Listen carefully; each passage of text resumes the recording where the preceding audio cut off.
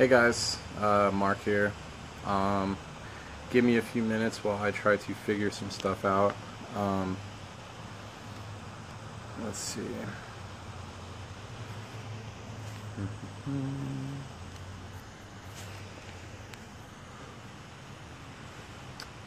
Alright. Been having some technical difficulties. I'm not the best at this, but hopefully I can get it all figured out. How is everybody doing today?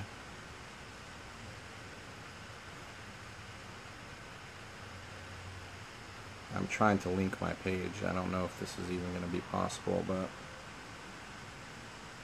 there, I could see myself. Let's see.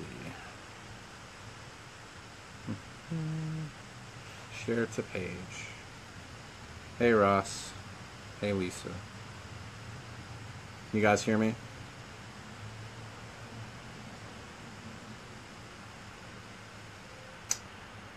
Hello. Alright.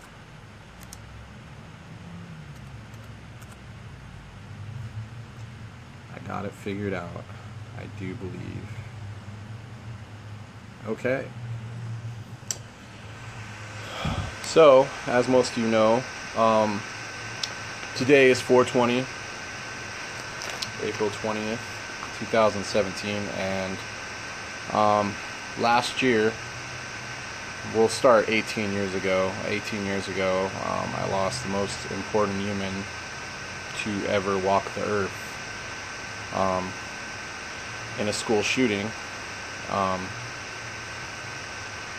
and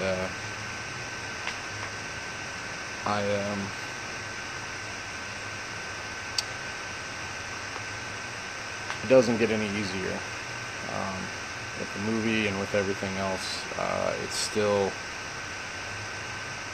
just as hard as it was all these years ago. Last year, this time, a lot of you know, I posted this a while back, that early in the morning, I was up for a few days doing drugs, doing speed, and I shot heroin in the morning because I was self-loathing and I was super depressed, and I pretty much OD'd, and I'm lucky to be here, but I spent the next 5 days throwing up alone in a corner of a basement, a very shady place I was living and where I was at. Nisi Davies, one of the producers of I'm Not Ashamed, kind of helped me through that time there, talking to me and being a light, reminded me constantly of who I am, you know, and reminders of who Rachel was and wanted me to be. I'm sorry, I'm kind of out of it today. I spent the earlier part of today trying to throw some disc golf, which I failed to no avail. Sorry, I'm still trying to link this to my page. I just realized this is only to my friends, and I get bad connection on my computer out here. So hi, Tobias. Hi, Samantha. Thank you for all your positivity and stuff. It's good to be here. I wanted to say, since last year I made some pretty big changes, to say the least. Instead of getting up a year ago and doing drugs and being alone, I woke up today and went to the gym, and I meditated, I worked out.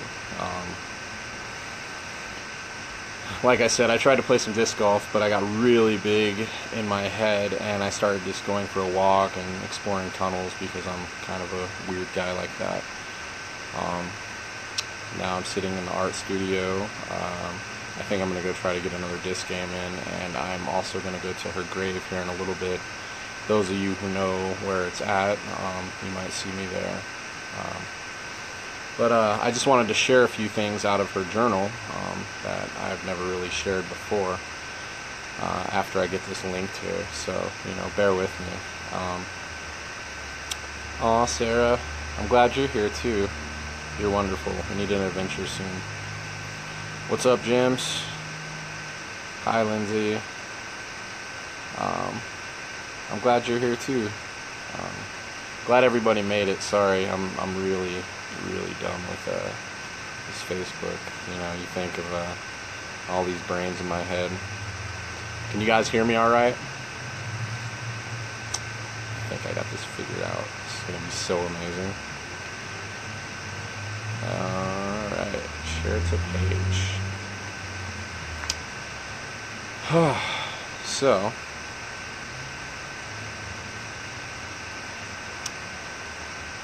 well, Sarah, I'm always down to hang out, but I'm never free. Just kidding. Alright, I think I did it.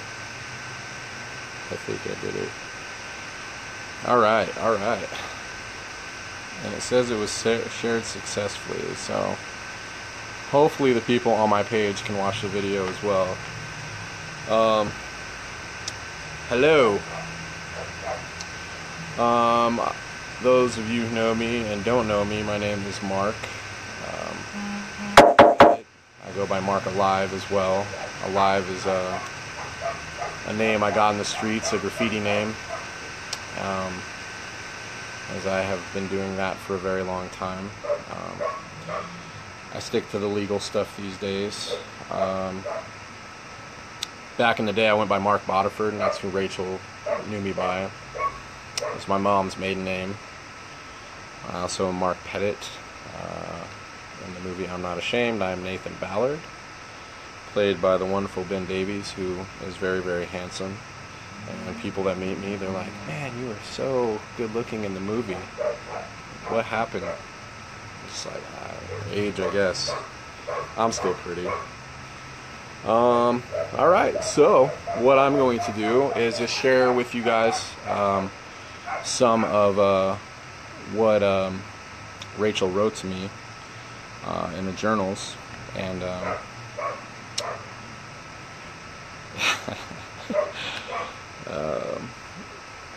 alright, let's see. So this was me kind of being like self-loathing and down, and if you guys don't know, me and Rachel shared journals back when I was in ministry school. It's kind of similar to what's in the movie, but they didn't really go into that I was in ministry school at the time, where I was not allowed to talk to females the first year, which posed a problem, and I almost didn't do it because me and Rachel were so close and such good friends.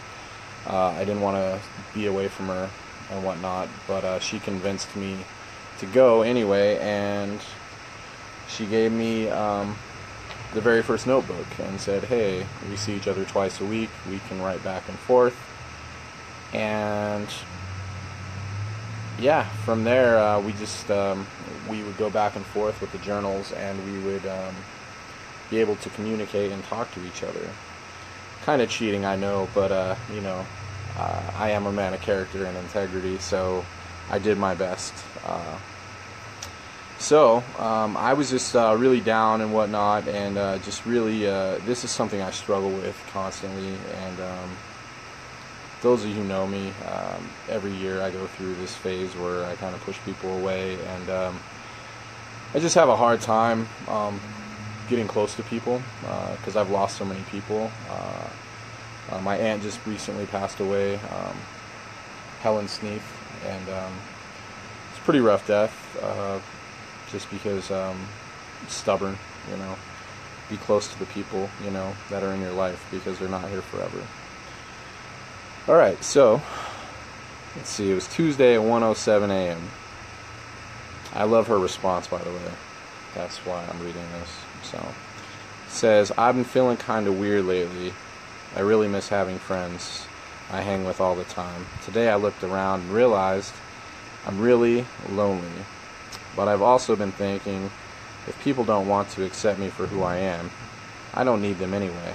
I'm tired of everyone putting on this big face around me, like they want to be my friend, and then if I call them to hang out, they act like they have other plans, or they do say it's okay, like they have to do something. I just wish people would be more honest and tell me, I'm sorry, but I don't want to hang because you're a weirdo or a freak. I promise it would hurt a lot less. I may be a weirdo or different, but I have feelings too. Granted, I was 19 or 18 when I wrote this, so don't judge me. My handwriting was very fancy as well, very bubbly. So, just to let you know, I am 38 now, and I'm not as like 19. Alright. I may be a weirdo or different, but I have feelings too. But it's like nobody sees that or even cares. Us Christians are supposed to be like family, but people treat me like the complete stranger. And now that Dave and Mr. Mac Daddy, that was my old friend Preppy Dave, I miss that dude. He don't even talk to me now. Don't even try to tell me we need space either. But if he thinks that I use him for his car, that's a bunch of crap. And I wrote crap. Now he has his other friends to go to TNL and everybody's glad. It's fine. He has you. He don't need me. He has Sam and the rest of his friends. I'm sick of the fake people. I'm sick of these fake friendships. I may be different, but I'm honest. I care. I'm real. And like it. So I am just going to serve God. Do art, poetry, keep to myself. To heck with people. I actually said to heck with people. Funny, huh? And so-called friends, please keep writing me because you're all I got. You may be distant in person, but at least you're honest. Please stay that way. Never be fake for anyone. So, with age does come wisdom. You're absolutely right. And thank you for the prayers. They're much needed today.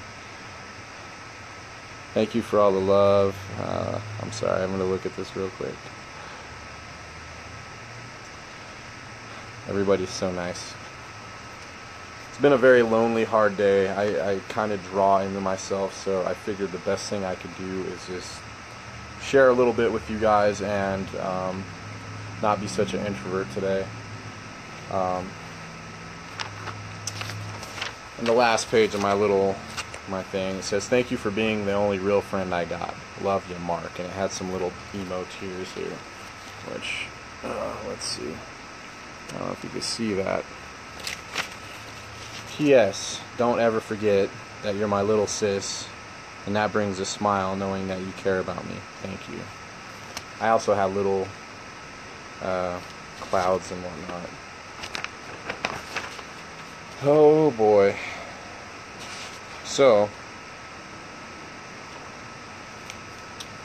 those of you who can't read in cursive,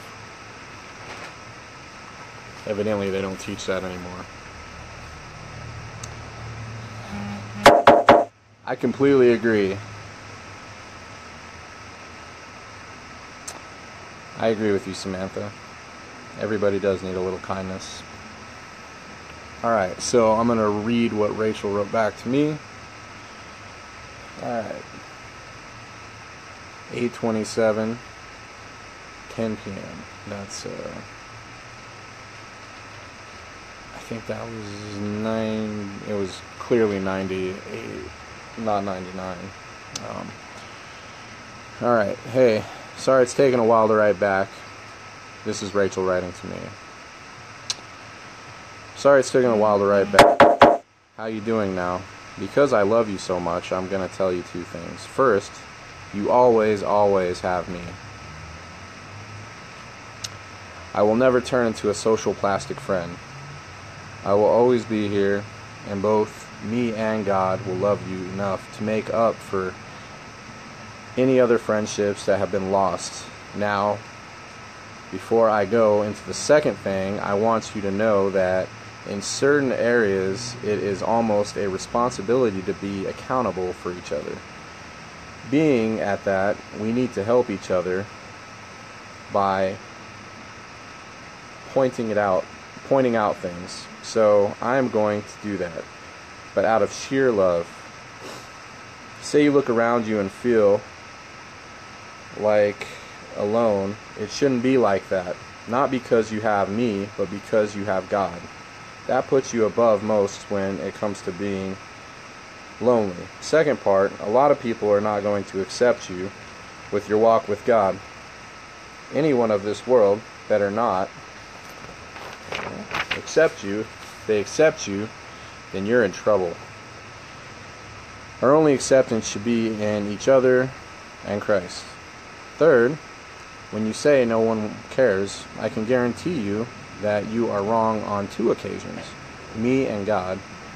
Fourth, when it comes to Dave and others, you better care. Care for people and offer the love that was given to you by God. No matter what is the point of being a follower of Christ if we can't love and be like Christ? I'm going to say that again because that's very important. And I always think this. And this is how I live. I see everybody equally. I don't see Christians. I don't see Muslims. I don't see Buddhists. We are all one. We are all God's children. Those who know love know God. And Christ is my ultimate teacher and my ultimate influence, as he was Rachel's. I'm thankful every day for the love and sacrifice that he gave us. But in reminder of that, we have to remember his life and that he loved everybody. He didn't sit there and say, oh, you're Muslim? Oh, I can't talk to you. You might be a terrorist, which is complete crap. Oh, you're a Buddhist? Oh, you don't know God. Like that's not our place. Our place is to simply show God's love through our actions. And like I posted the other day, that our love is so much louder than our words will ever be. So just remember that when you're out there, because this world's a crazy place right now. So what is the point of being a follower of Christ if we can't love and be like Christ? True. Alright, 5th. Let's see. Hi, Kara. Hi, Dre. Alright.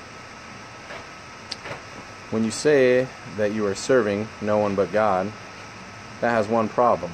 God has called you to serve not only him, but to his people as well. I don't know this because I am a prophet or anything. I know this because he has called all his servants to do this. We have to serve people to feel their needs. If we don't, what is going to attract him to God? What is going to attract him about God? Right?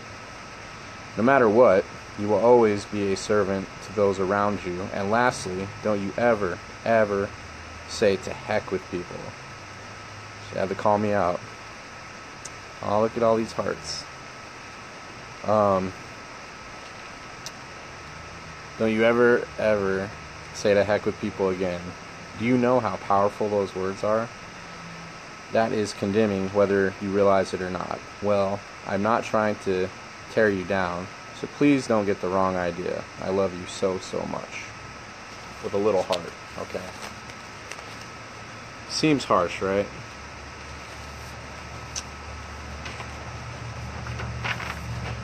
The next page.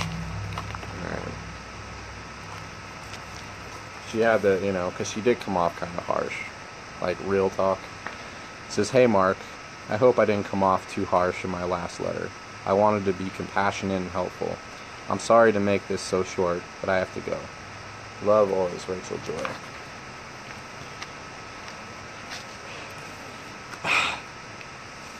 So,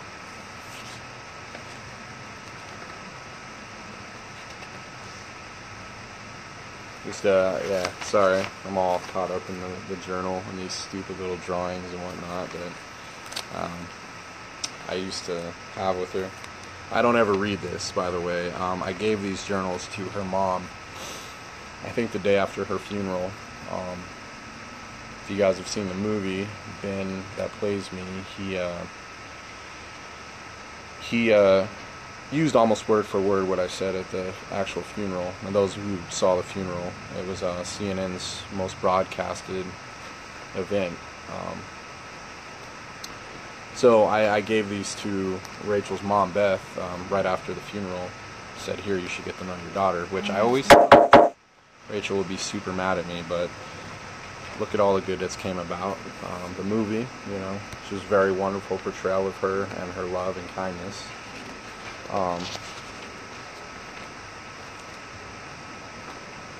I'm definitely going to be reading more of these journals as we go here. I'm going to do this on my YouTube.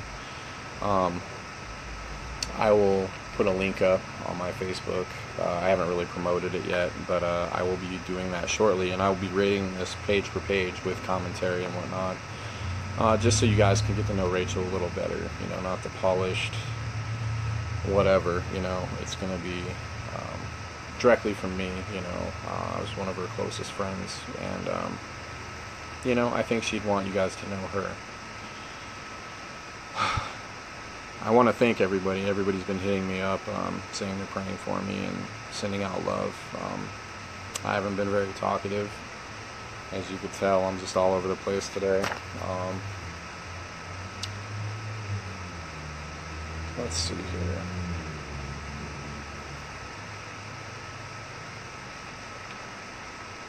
See if I can find something better. How's everybody doing today? She is very, very inspiring still today, and that's what keeps me going, to be honest. I get hit up by at least 30 to 50 people a day from all over the world telling me how inspiring Rachel has been to them, even 18 years later. I wish I could say to you guys that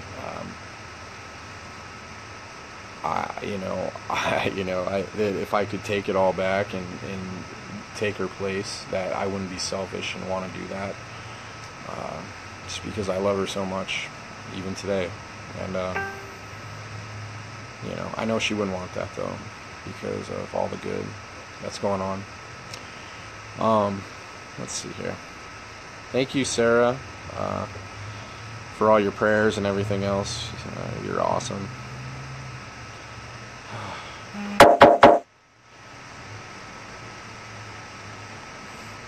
Oh, man. Oh, my cousin Sarah. Hi, Sarah. Thank you, Kara. Love you, too. And I'm trying to stay strong every day, you know. I'm almost clean and sober for a year, which is amazing for me. Those of you who know me, I've done a little dabbling in drugs and fallen off the face of the earth, but I am walking a much healthier and positive path today, and trying to continue Rachel's amazing legacy, and just honor her memory, as I really didn't. I was really selfish for many years, and to a lot of people, to a lot of good friends, and a lot of people that have known me, I was just very self-absorbed and very, I don't know, I've always been a good person, but, you know, just got caught up. That's awesome, Kaylee. She would be so happy to hear that.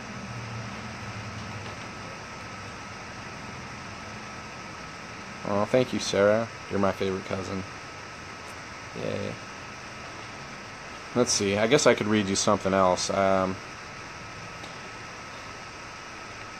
I do remember you, Yanni.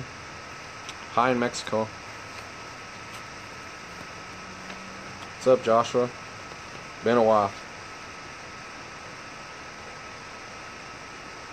See, I'm just getting people talking now, so if you guys got any questions that you want answered, I'll do my best to answer. Just try to be respectful, because today is definitely a hard day for me every year.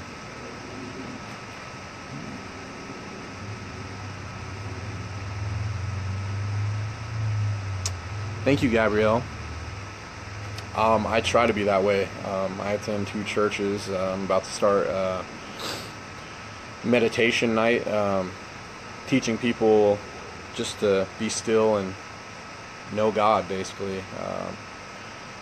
In our society, we get caught up so much, we are so ahead of ourselves constantly that we're just never in the moment. And every time we do that, we rob ourselves of the present moment. And each moment's a gift. So I'm going to be starting something with that. I got my See Ya Fridays, wonderful young adults group that I do Friday nights. I got an awesome little church over here in the hood. It's my friend's church, his family, First Aurora Christian, and I'm plugged in wherever I can be at, you know. Do a lot of outreach stuff. I'm gonna try to get everybody else involved as I go here. Let's see.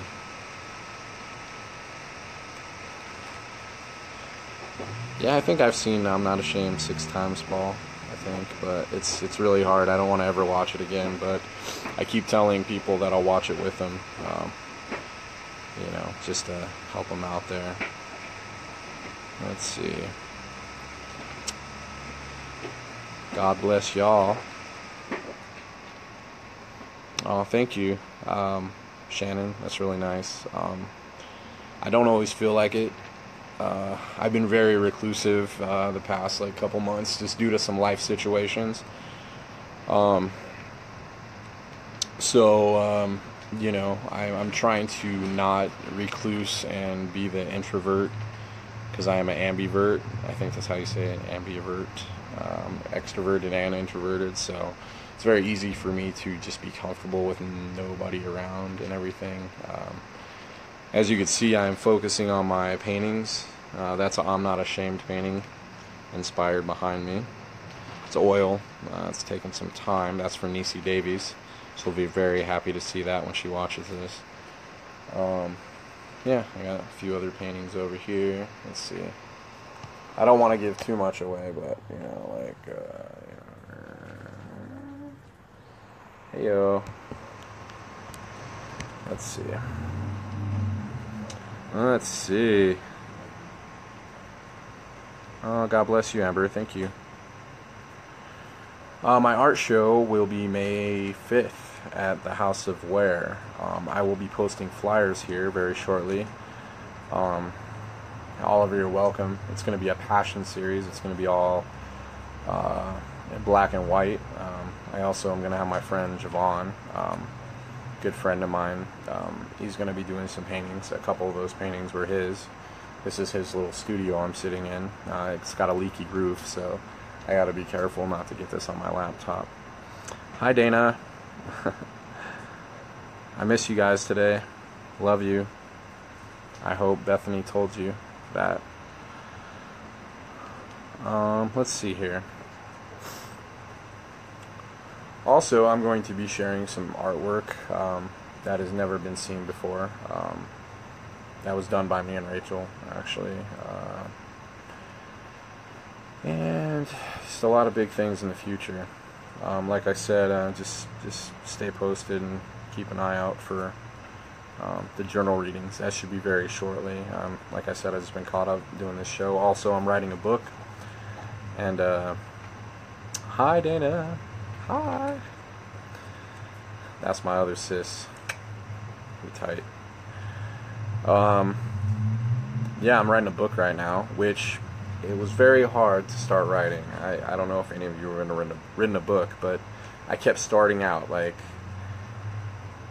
telling everybody, I was born in Denver, 1978, yada yada. And I kept doing this for months. Instead of just writing what I want to talk about when I want to talk about it. And my buddy kind of pointed that out. So I based the first part of it about 2nd John, and just that if you know love, you know God.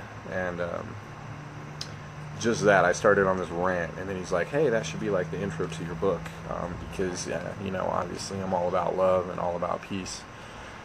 Oh, we miss you. I miss you, Dana. I miss everybody there. Well, I'll have to catch up soon. So, yeah, I hope this Facebook Live was good for all you guys. You guys got any questions or anything before I get out of here? Because I'm going to go meet a friend and play some disc golf and probably go visit her grave and say hi. I never go today, as it's always really hard. It's a very personal thing, but I guess I was missing her extra today. And so, yeah. Let's see here.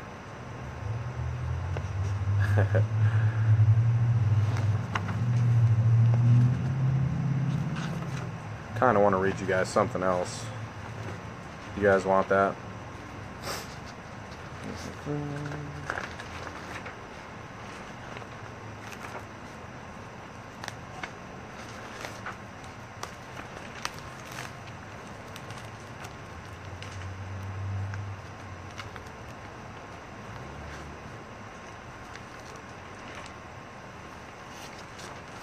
Alright, let's see here.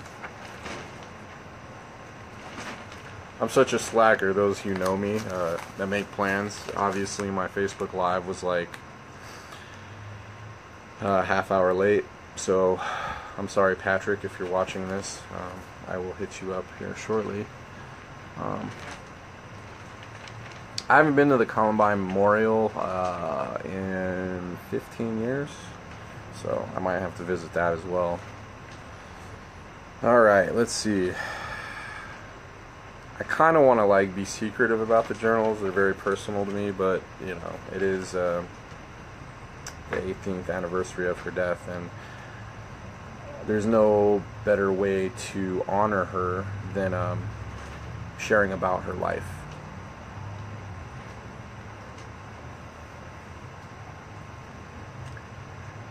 I'm in one of my art studios.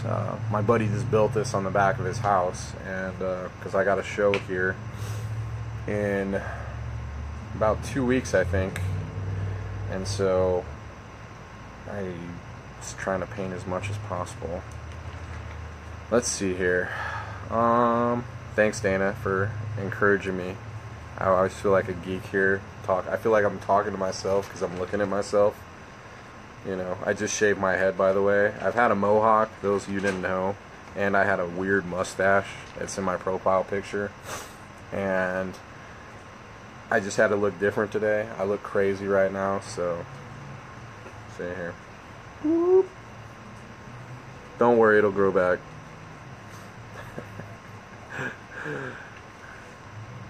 Let's see here. All right, this one.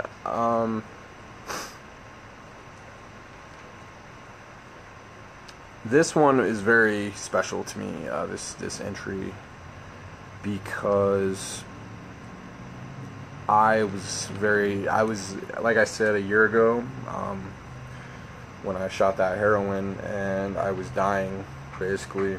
It's very self-loathing and very in a bad place. Just leading up into that, I was just not wanting to live anymore. I knew the movie was coming out. I was trying to get right. I was doing my best to just get myself healthy, but there was just no positive outlets. Everything seemed so hopeless, and so I was in such a dark place. I was in such a very just a hole, if you will, very, very dark place, and very suicidal. I remember telling Niecy Davies, that is one of the producers of the movie. Me and her were communicating. She commissioned me for this painting, which obviously is almost done. Happy birthday, Niecy, by the way. But I was talking to her and just telling her how hopeless I felt and how I wanted to give up, and I was very serious.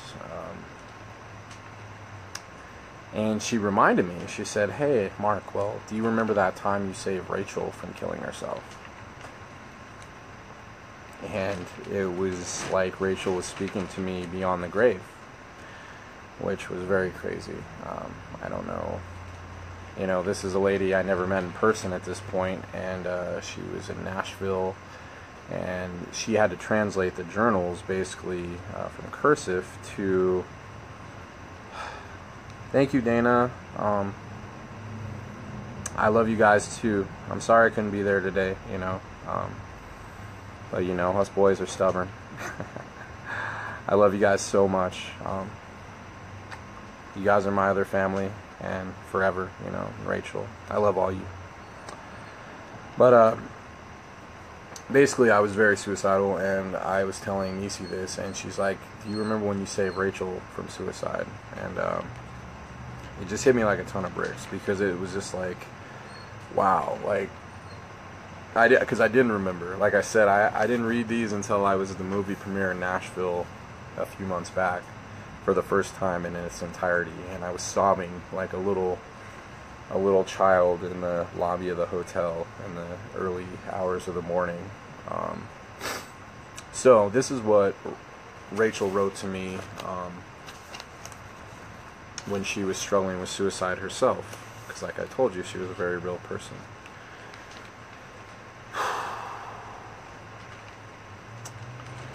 So Monday the 16th. I don't know this was. I can figure it out though. Alright, it says, "Dear Mark, thank you so much. You didn't need to write me back. That painting said it all. All I needed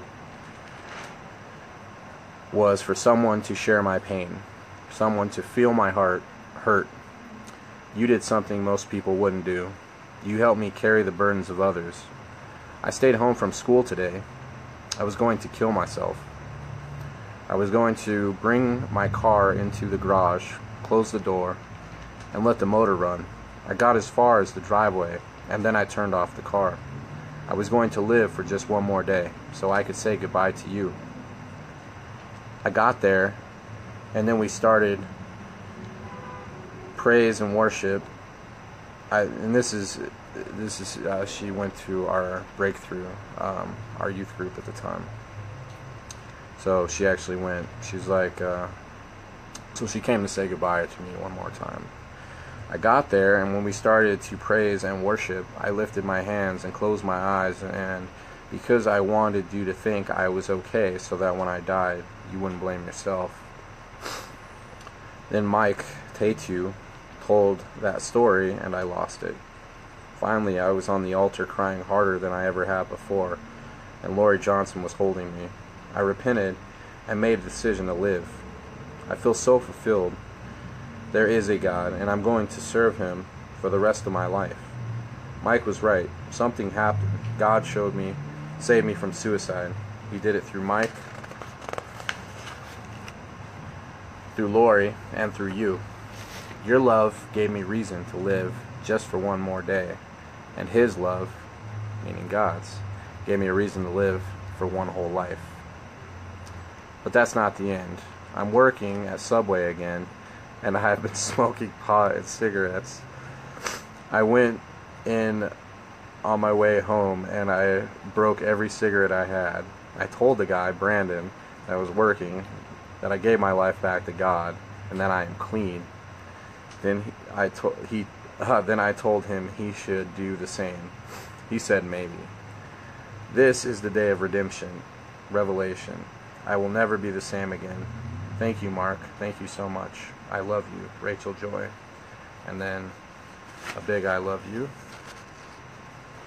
And a little flower, because those of you know me, I love writing like little flowers to people and things like that.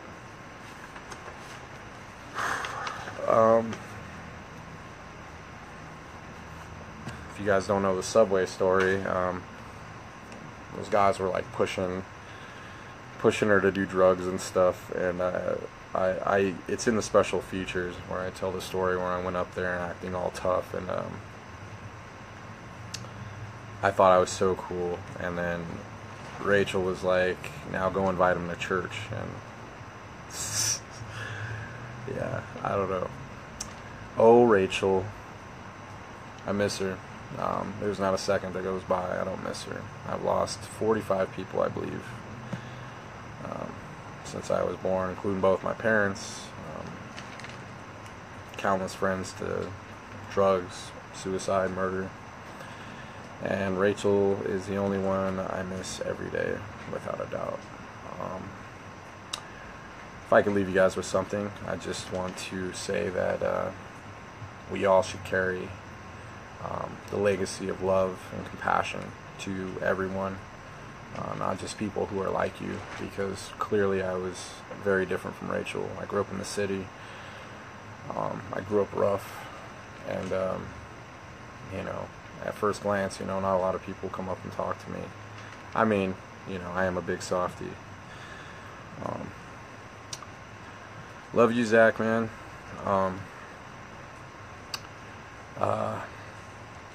So, I mean, if we can do her justice, you know, it's really not focusing so much on her death. The death is the catalyst to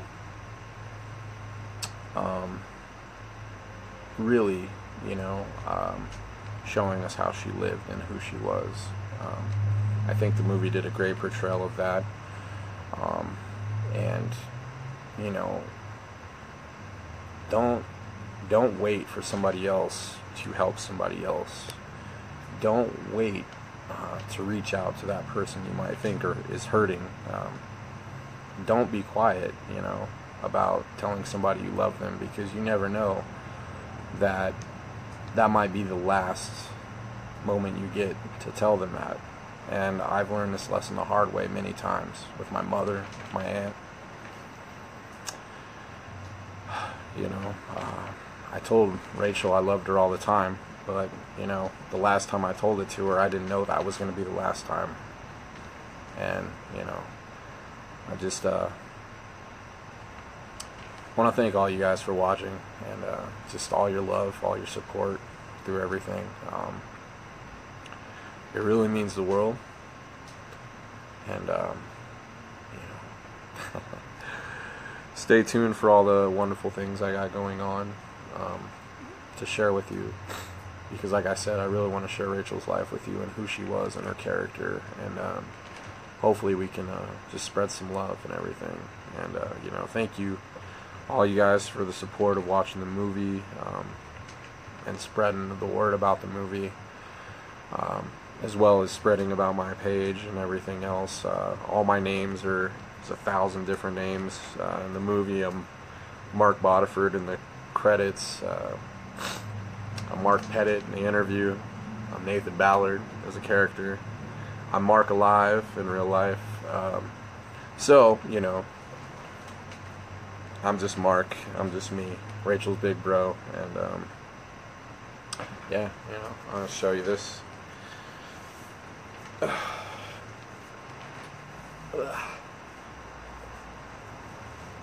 So, you know, I got this the day after she died.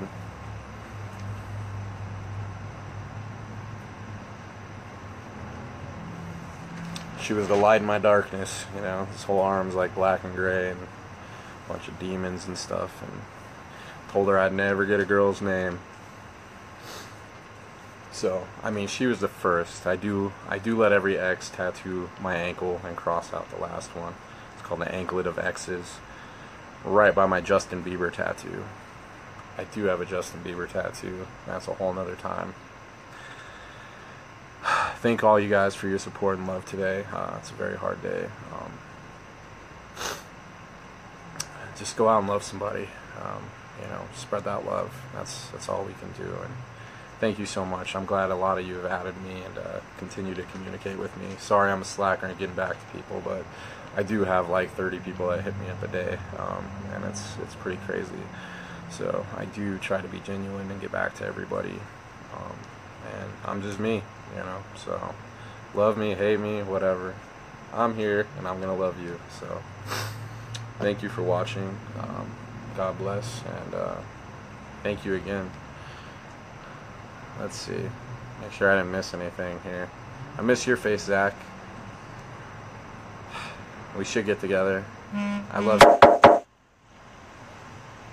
You definitely are my favorite cousin. And thank you all for telling me I'm doing a good job, because I totally feel like a dweeb right now.